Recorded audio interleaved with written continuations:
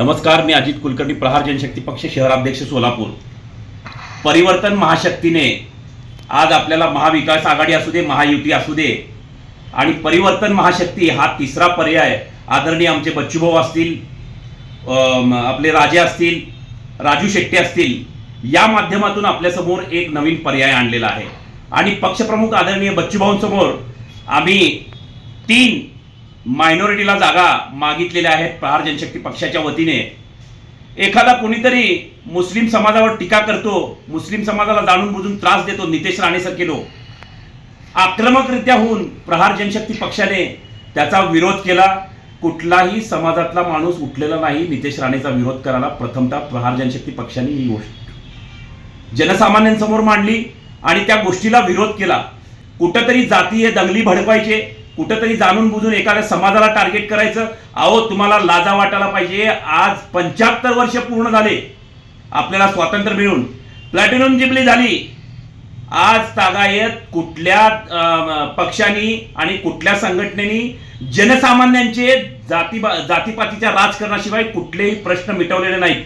75 वर्षात सोलापूरच्या जवळजवळ 11 तालुक्यातील पाणी प्रश्न मिटलेला नाही. सोलापूर शहराला एक वेळ व्यवस्थित पाणी देऊ शकले नाही. 75 वर्ष झाले तरी हाच प्रश्न. जातीय तेढ निर्माण करणे, रस्ते व्यवस्थित नाहीत, रस्त्यात खड्डे, खड्ड्यात रस्ते, अनेक प्रश्न प्रलंबित झालेले आहेत. लोकांचे ऍक्सिडेंट झाले, काही लहान मुलं MSEBच्या खांबाला चिटकून राहिले. हे सगळं प्रशासन आणि शासनाने आज तागायत काय केलं 75 वर्षामध्ये मला सांगा. याच्यासाठी आपण एक पर्यायी मार्ग दिलेला आहे, परिवर्तन महाशक्ती.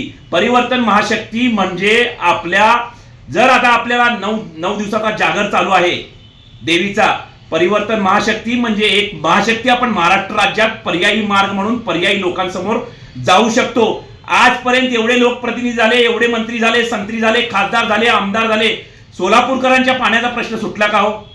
सोलापुरातील जाण्या येण्याच्या रस्त्यातील खड्डे बुजले का हो? अनेक ऍक्सिडेंट झाले, संपले का हो? अनेक वेगवेगळ्या धंद्यांनी इथं येण्याचा प्रयत्न केला, ते धंदे तुम्ही आणले का हो? विमानसेवा आत्ता कुठेतरी सुरू होत आहे, तर यात सुद्धा खोडा घालून कुठल्या तरी जातीय धर्माला. परवा मी अक्कलकोटला गेलो होतो. अक्कलकोट मधील एक माजी आमदार, त्यांनी ते वक्तव्य केलं की मुस्लिम समाजाला एखादी बिर्याणी दिली की मुस्लिम समाज सगळा एकवटतो. अहो, मुस्लिम समाज एवढा खालच्या स्तराचा आहे का हो? मुस्लिम लोकांनी या गोष्टीचा विचार करायला पाहिजे.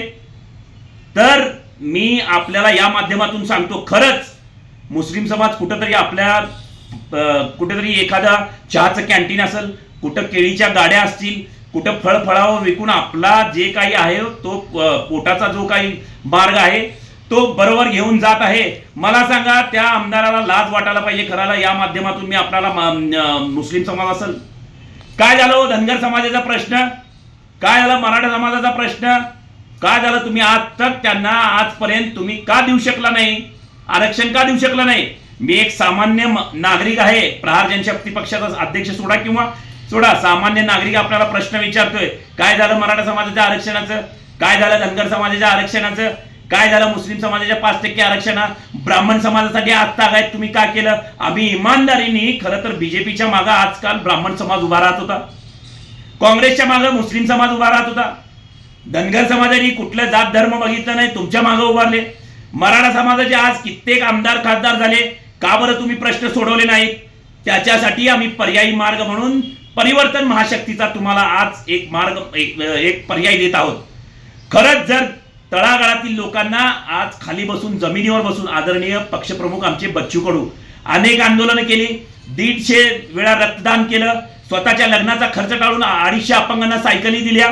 मला सांगा, लोकप्रतिनिधी 150 वेळा, कुठलाही एक माणूस मला दाखवा लोकप्रतिनिधी 288 मध्ये 150 वेळा रक्तदान केलेला, जनसामान्यांसाठी, शेतकऱ्यांसाठी, अपंगांचे वंचित राहिलेले प्रश्न उचलणारा एकमेव आमदार, त्यांच्यावर 350 गुन्हे दाखल झाले. या माध्यमातून या आमदाराने पुढाकार घेऊन परिवर्तन महाशक्ती जी निर्माण केलेली आहे, त्या परिवर्तन महाशक्तीच्या बाजूने आपण राहावं. आता 2-4 दिवसात प्रहार जनशक्ती पक्ष शेतकरी संघटनेच्या वतीने मुस्लिम समाजाला मी विनंती करतो, ब्राह्मण समाजाला विनंती करतो, धनगर समाजाला, मराठा समाजाला विनंती करतो, आपले प्रश्न जर मार्गी लावायचे असतील तर आपल्यामधले जनसामान्य लोकप्रतिनिधी आपण निवडून द्यायचा आहे. ह्या प्रस्थापितांना आता लाता घालायच्या आहेत, घराणेशाही बंद करायची आहे. जर आपल्यामधलेच कोण इच्छुक असतील तर सोलापूर जिल्ह्यातील 11 मतदारसंघामध्ये मी आपल्या माध्यमातून सांगतो, जर कोण इच्छुक असेल तर आपली फाईल घेऊन यायची, आपल्या समाजकार्याचा आढावा घेऊन यायचा, आपल्या तालुक्यामध्ये किती कुठल्या समाजाचे लोक आहेत, काय करू शकतात, पूर्व पश्चिम दक्षिण उत्तर आपला प्रभाग कुठपर्यंत आहो, तर या सर्व गोष्टींची माहिती घेऊन आपण येणं फार गरजेचं आहे. आणि 4 दिवसानंतर आम्ही भव्य मेळावा लावणार आहे. जनसामान्यांचा आपल्यामधलाच लोकप्रतिनिधीनं फार गरजेचं आहे. आपण यासाठी एकवटलं पाहिजे. मराठा समाज असेल, धनगर समाज असेल, आपण कुठंतरी भंडारा उधळून चालणार नाही. यांची जागा दाखवून दिली पाहिजे. धनगर समाजाला मी सांगतो, कृपया विनंती करून सांगतो, आपण गुन्हे दाखल करून घेऊ नका.